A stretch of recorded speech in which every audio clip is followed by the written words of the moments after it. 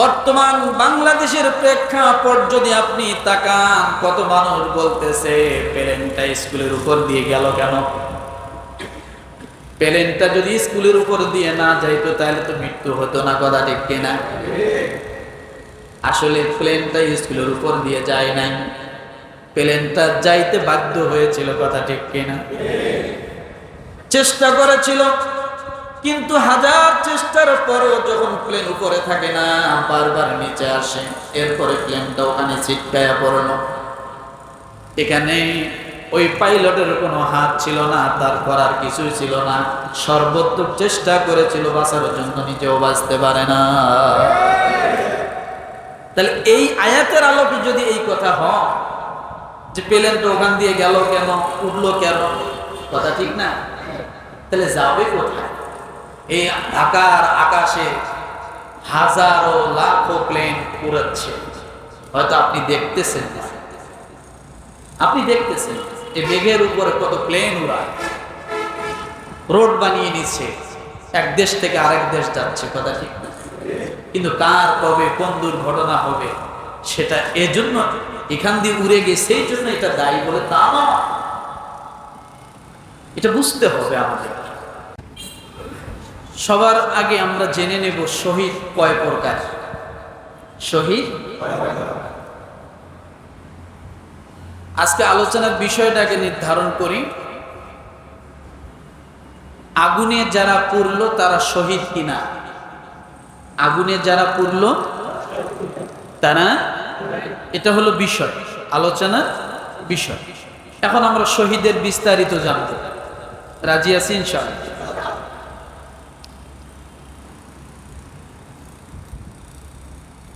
সর্বপ্রথম জানবো শহীদ কত প্রকার, কি বলেন তো? শহীদ শহীদ হলো 4 প্রকার। কয় প্রকার? শহীদ 4 প্রকার, মনে থাকবে, এটা ধরে রাখেন,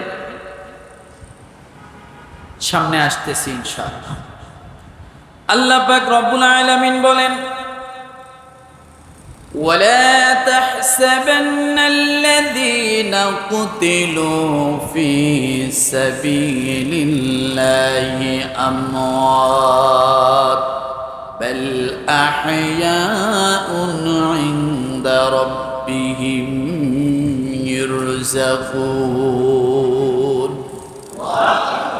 একসঙ্গে সকলে বললে ঘুম আসবে না, আর তখন মনোযোগটা থাকবে, এই বিষয়টা ক্লিয়ার জানবো ইনশাআল্লাহ।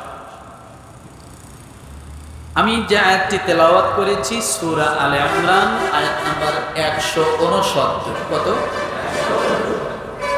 এই আয়াতটা বুঝতে হলে এর পূর্বের যে আয়াতটা 168 নাম্বার আয়াতটা বুঝতে হবে, তাহলে এই আয়াতটা বোঝা কি হবে? সহজ হবে। তাহলে আমরা সহজ করে আসি।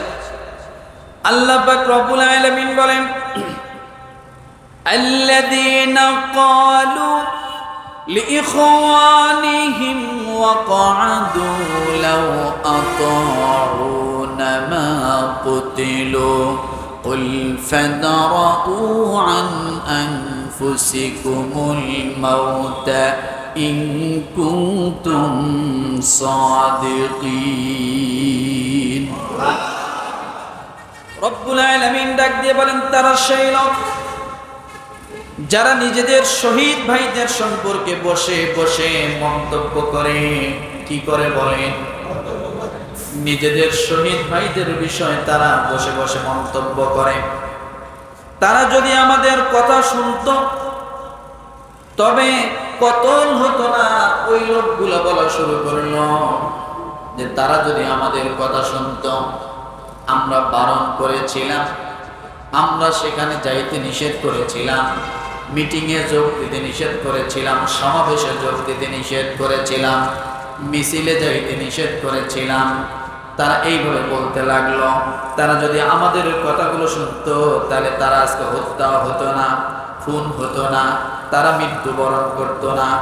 আল্লাহ পাক রব্বুল আলামিন বলেন, উল ফাদরাউ আন আনফুসিকুমুল মাউতা ইন কুনতুম কুনতুম সাদিকিন। রব্বুল আলামিন বলেন, বলে দাও তোমরা সত্যবাদী হলে তোমাদের নিজেদের যে মৃত্যু সামনে অপেক্ষা করতেছে, তোমাদের কথায় যদি সত্য হয় তাহলে তোমাদের মৃত্যু থেকে তোমরা বিরত থাকো, তোমাদের মৃত্যু থেকে তোমরা পলায়ন করো, তোমাদের মৃত্যু থেকে তোমরা নিজেরা বাঁচো দেখি। আল্লাহ বলেন তোমরা কখনোই সত্যবাদী না, কারণ পৃথিবীর জমিনে কোনো মানুষ তার মৃত্যু থেকে পলায়ন করতে পারে না। পারবে? قُلْ يَتَوَفَّاكُمْ مَلَكُ الْمَوْتِ الَّذِي وُكِّلَ بِكُمْ। আল্লাহ তাআলা ডাক দিয়ে বলেন, ও দুনিয়ার মানুষ, কুল ইন্নাল মাউতাল্লাযী তাফিররুনা ফি।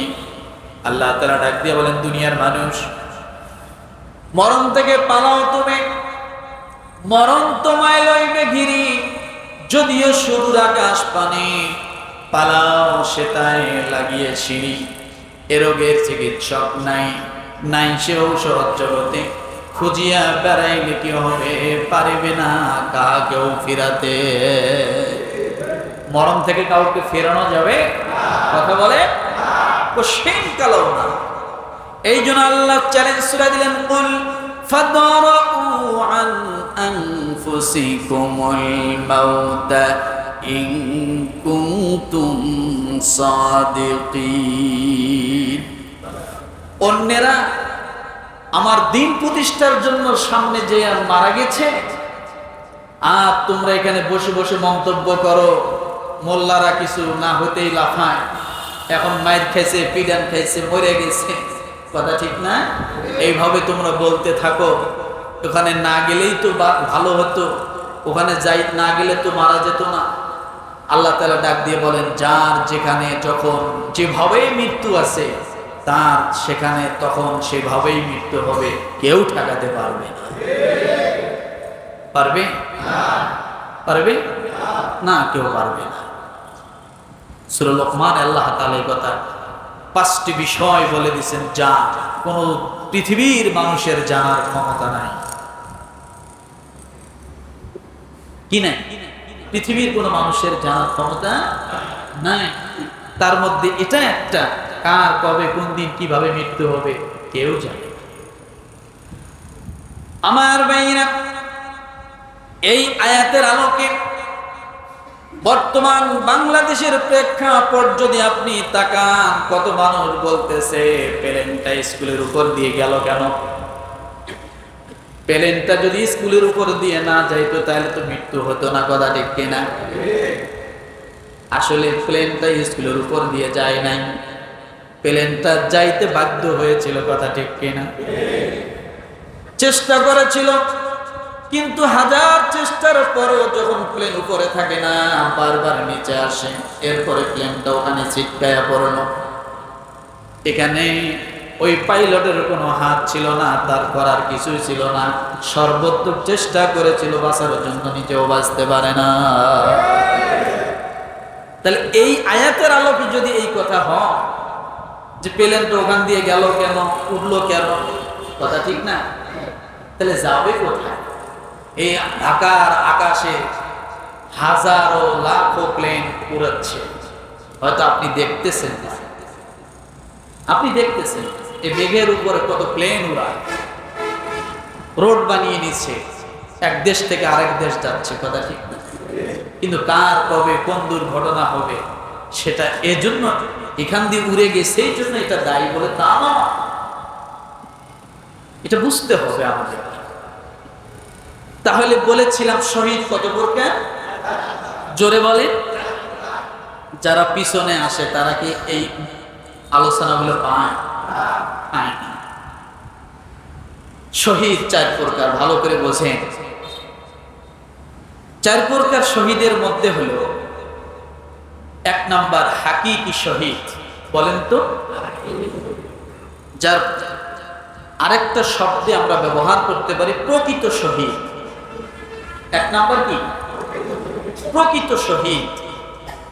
যত শহীদ আছে তার মধ্যে মূল শহীদ যে শহীদের কথা আল্লাহ তাআলা কোরআনুল কারীমে অসংখ্যবার বলেছেন। তাহলে এক নাম্বার কি পেলাম? প্রকৃত শহীদ।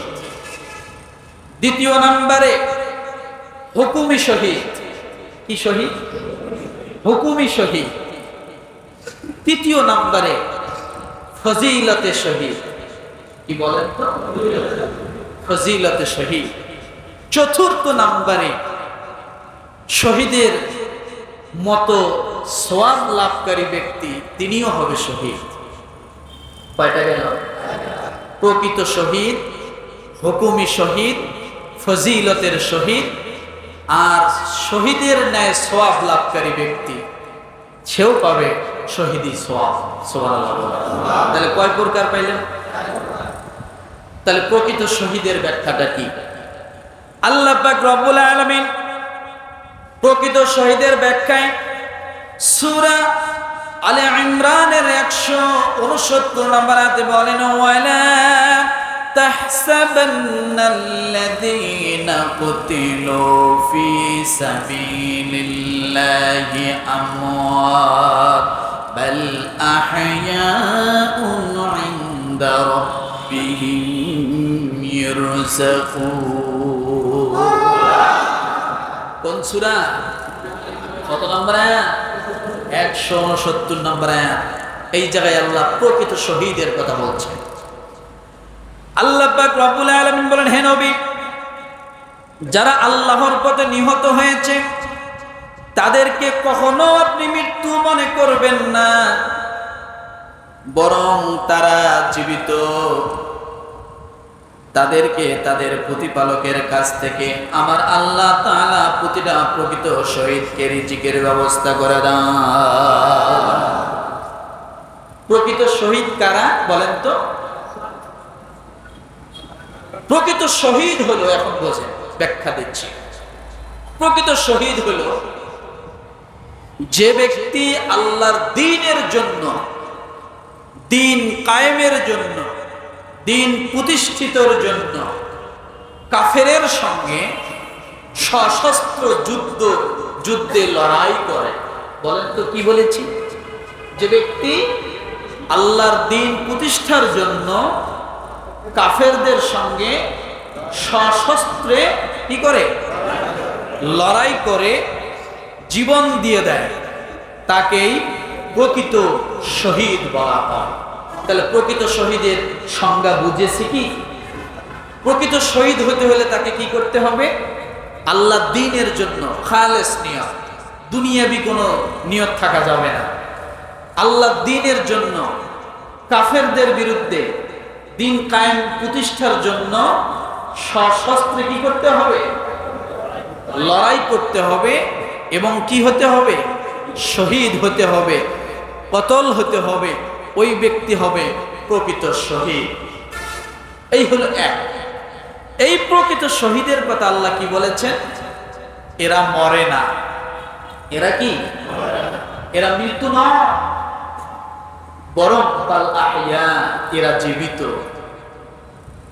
ইনদা রাব্বিহিম ইরযাকুন, আল্লাহর নিকট থেকে এরা রিজিক প্রাপ্ত হয়। এখন রিজিক কি বোঝেন? কি রিজিক প্রাপ্ত হয় এর ব্যাখ্যা যদি আমি বলি, তাহলে দুনিয়া ওয়াল আখিরা এই রিজিকের ভিতরে ঢুকে গেছে। সুবহানাল্লাহ।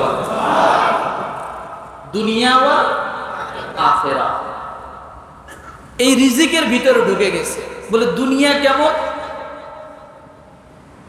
যে ব্যক্তি পরিবারের থেকে কোনো পিতামাতার সন্তান যদি এরকম ভাবে দ্বীন প্রতিষ্ঠার জন্য যুদ্ধে সংগ্রাম করে, লড়াই করে শহীদ হয়ে যায়, আল্লাহ তাআলা ওই পরিবারকে দুনিয়ায় কল্যাণ দান করে।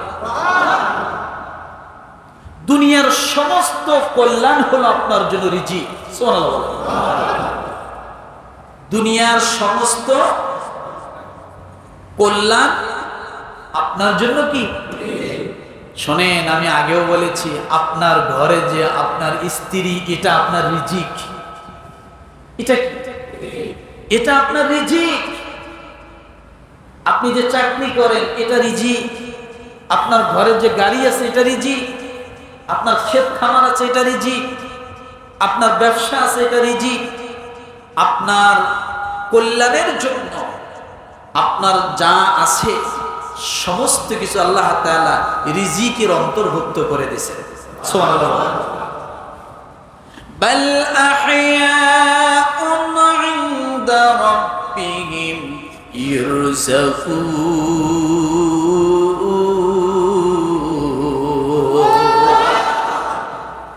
দুনিয়ার রিজিক হলো সব।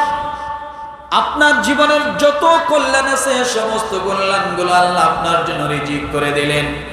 এবার আপনি দুনিয়ায় নাই, কবরে গেলেন, কবরের শাস্তি আল্লাহ মওকুফ করে দিলেন, এটা আপনার জন্য রিজিক। কবরে আযাবকে আল্লাহ মওকুফ করে দিলেন, এটা রিজিক। কবরটাকে জান্নাতের অংশ বানায় দিলেন, এটা রিজিক। বলেন সুবহানাল্লাহ। শুধু তাই নয়, এই রিজিকের ব্যাখ্যা আবার বলা হয়েছে, কোন মানুষ যখন শহীদ হয়ে মারা যায় আমার আল্লাহ তাআলা জান্নাত থেকে তার জন্য খাবারের ব্যবস্থা করে দেন। তাহলে এই প্রকৃত শহীদ তারা কি মরে? জোরে বলে, তারা মরে না। তাদের জন্য রিজিকের ব্যবস্থা। কিয়ামতের ময়দানে যখন উঠবে তাদের কোনো চিন্তা থাকবে না, এটাও তাদের জন্য রিজিক। কোনো চিন্তা থাকবে না, সামনে আসতেছে। তাহলে প্রকৃত শহীদ আমরা পেলাম আল্লাহর দ্বীন প্রতিষ্ঠার জন্য কাফেরদের বিরুদ্ধে সশস্ত্র সংগ্রাম করে যারা নিজের জীবনকে বিলীন করে দিয়েছে তারাই হলো। এই সংজ্ঞাটা মনে থাকবে। এবার আসুন, দ্বিতীয় কথা হলো হুকুমি শহীদ। কি শহীদ? হুকুমি শহীদ। এই হুকুমি শহীদটা হলো ইসলামের জন্য যারা চিন্তা করে, ইসলামের পক্ষে কথা বলে। মনে করেন ইসলামের পক্ষে কথা বলতে যায় এদেশের জালিমদের কাছে হাজারো ওলামায়ে কেরাম নির্যাতন হয় নাই, শহীদ হয় নাই, ফাঁসির কাস্টে ঝোলে নাই, শহীদ। সুবহানাল্লাহ। এটা হলো এই দ্বিতীয় তবকার শহীদ। অর্থাৎ ইসলামের জন্য কথা বলতে যায়, ইসলামের জন্য কোন মিটিং করতে যায়, ইসলামের জন্য কোন মিছিল করতে যায়। যেমন এদেশে রাসূলুল্লাহ সাল্লাল্লাহু আলাইহি সাল্লামকে ব্যঙ্গাত্ম করার কারণে অনেক তৌহিদি জনতা প্রতিটা রাস্তার অলিতে গলিতে মিছিল করেছিল না?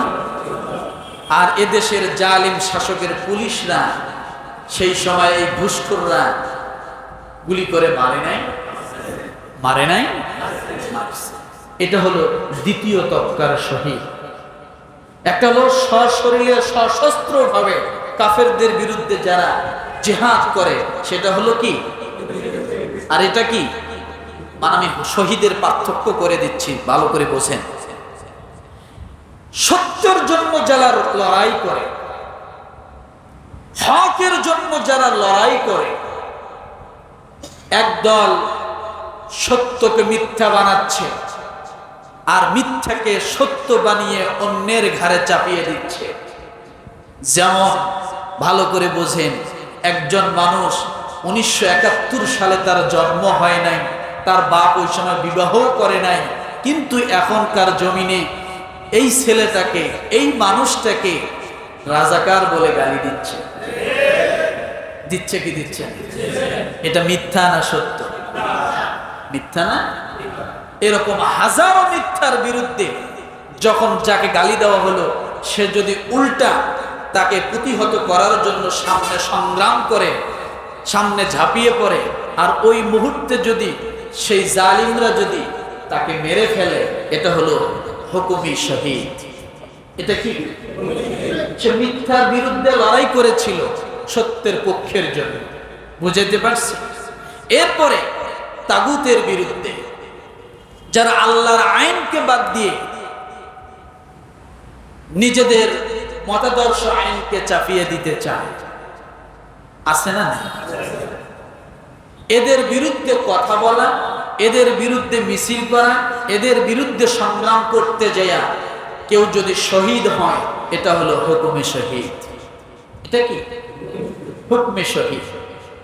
আর সব সময় মনে রাখবেন, গ্রামে হোক গঞ্জে হোক যেখানেই হোক না কেন, কোনো মানুষ যদি ছোট পাতি নেতা, ছাতা নেতা, চামচা নেতা, কঞ্চি নেতা, যত নেতা আছে এই সমস্ত নেতার থেকে নিয়ে হাইব্রিড নেতা পর্যন্ত যত জালিম গজাবে, তাদের বিরুদ্ধে কথা বলতে যায় ওই জালিমরা যদি তাকে মারে, হত্যা করে, এটাও হুকুমে শহীদ। কি শহীদ? একটা দোকানদারের কাছে এসে চাঁদা চাইলো, 500 টাকা চাঁদা দিতে হবে, নাহলে দোকানদারি করতে পারবা না। এখন আপনি সত্যের ন্যায় নিয়ে তার সামনে যে দাঁড়ালেন, কেন আপনাকে চাঁদা দিবে? উনি আপনাকে ঘুষি মারলো, আপনি ফেরালেন, এরপরে আপনাকে দেখে নেওয়ার কি দিল? থ্রেট দিল, এরপরে ফাঁক পাইলে আপনাকে গুলি করে মেরে ফেললো। আপনি লড়াই করছেন কিসের বিরুদ্ধে? কিসের বিরুদ্ধে? সন্ত্রাসের বিরুদ্ধে, জালেমের বিরুদ্ধে, চাঁদাবাজের বিরুদ্ধে। কথা ঠিক না? আপনি হুকুমে শহীদ। আপনি কি? হুকুমে শহীদ। এইভাবে যত শহীদ আছে, তাহলে প্রকৃত শহীদ পেলাম, এরপরে পেলাম কি? হুকুমে শহীদ। এই দুই শহীদের ক্যাটাগরি আল্লাহ সুবহানাহু ওয়া তাআলা তাদেরকে শহীদ মর্যাদা দান করেন। সুবহানাল্লাহ। তৃতীয় নম্বরে বলেছিলাম ফজিলতে শহীদ। কি বলেন তো? ফজিলতে শহীদ। ঘুমাচ্ছেন নাকি? একটু দেখেন তো কে ঘুমায়, একটু চিমটি দেন, আসতে দিয়ে, ব্যথা যেন না পায়। আমার ভাইরা, আল্লাহর নবী আব্দুল্লাহ ইবনে সাবিত রাদিয়াল্লাহু তাআলা আনহুর সামনে যখন বারবার ডাকতেছেন, আব্দুল্লাহ ইবনে সাবিত জবাব দেয় না। নবীজি পড়লেন ইন্না লিল্লাহি ওয়া ইন্না ইলাইহি রাজিউন। পরিবারের লোকেরা বুঝতে পারলেন আমার বাবা, আমার স্বামী মনে হয় নাই। তারা কান্না শুরু করলেন।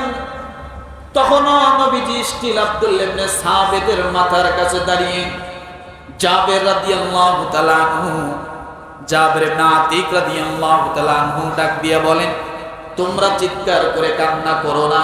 আল্লাহর নবী বলেন, ও জাবের ইবনে আতিক, আব্দুল্লাহ ইবনে সাবিতের যখন ওয়াজিব হয়ে যাবে, তখন পরিবারের লোকদের কান্না অটোমেটিক থেমে যাবে, তুমি চুপ থাকো। কারণ এটা আমার সাহাবীর পরিবার, এদেরকে নতুন করে শিক্ষা দিতে হবে না। বলেন সুবহানাল্লাহ। কার পরিবার? আমার ছাত্রের পরিবার, নতুন করে শিখাতে হবে না।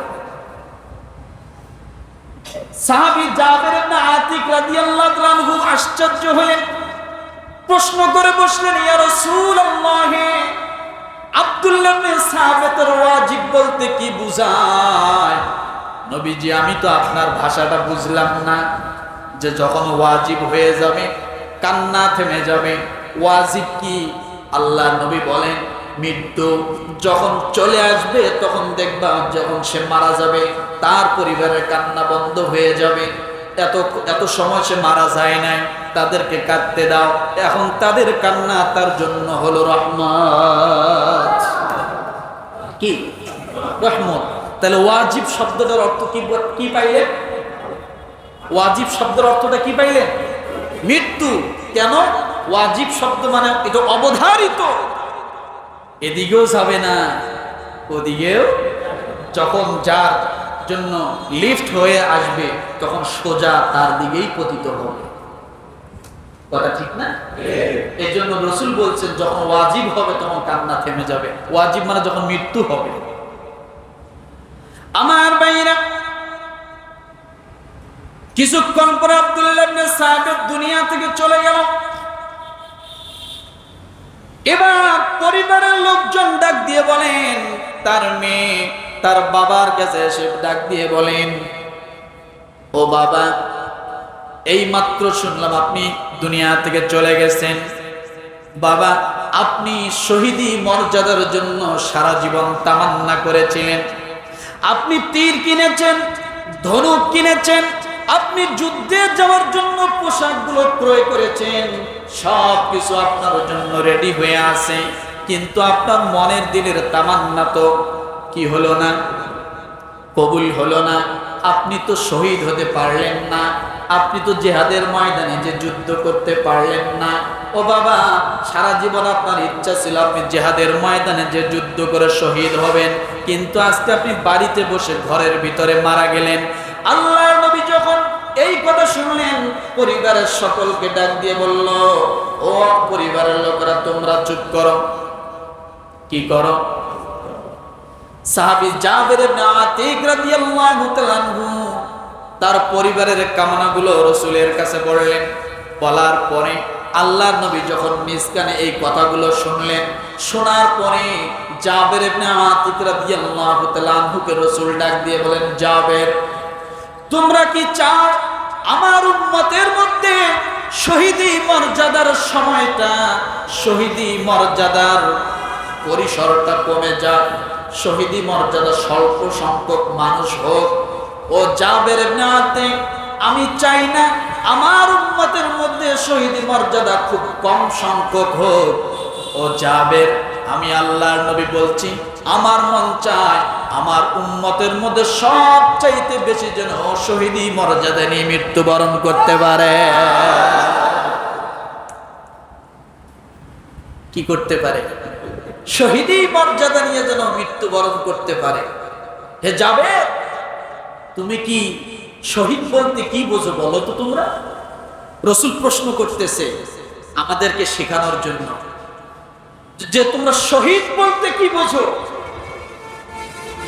এই আব্দুল্লাহ ইবনে সাবের যুদ্ধের ময়দানে যায় নাই বা যুদ্ধ করে গেছে, যুদ্ধের ময়দানে শহীদ হয় নাই, তাই বলে সে কি শহীদ না? তোমরা শহীদ বলতে কি বোঝো? রাসূল এবার 7টা সংজ্ঞা দিলেন শহীদের। সুবহানাল্লাহ। কয়টা?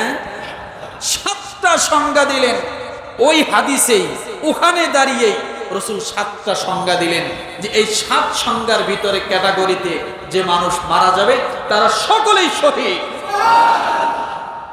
তারা কি কথা বলে না কেন? রাসূল দেখতেছে যে যুদ্ধের ময়দানে তো সব মানুষ যেতে পারবে না, কথা ঠিক কিনা? যুদ্ধের ময়দানে সব মানুষ শহীদ হতে পারবে না, তাহলে এই বিচারে কিয়ামতের ময়দানে শহীদের কাতার তো খুব ছোট হয়ে যাবে, অল্প সংখ্যক হয়ে যাবে। রাসূল বললেন, না, আমার উম্মতকে আমি এদিক থেকেও কম রাখতে চাই না, এদিক থেকেও আমার দলকে আমি ভারী করতে চাই। সুবহানাল্লাহ, সুবহানাল্লাহ। এদিক থেকেও আমার দলকে আমি ভারী করতে চাই।